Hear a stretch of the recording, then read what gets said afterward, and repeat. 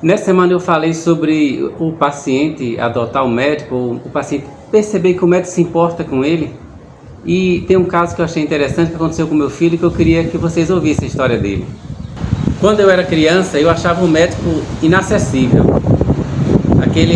aquela pessoa distante.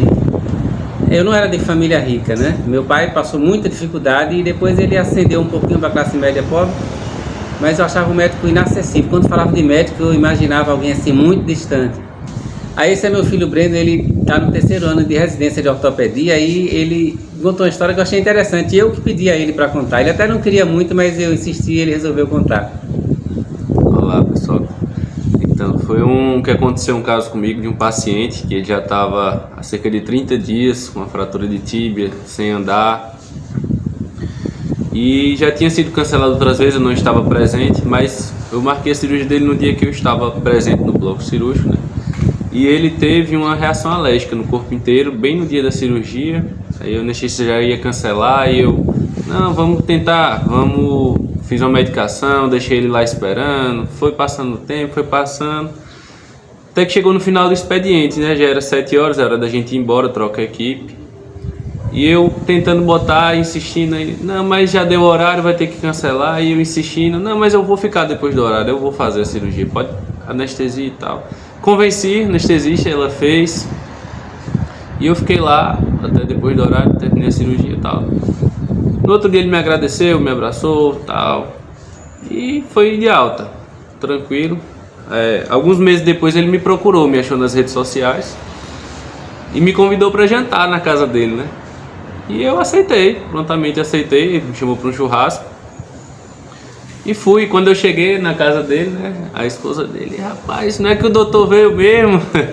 Que ela tinha brigado com ele, você acha que o médico vai vir para nossa casa jantar, vai vir comer churrasco aqui? Fui.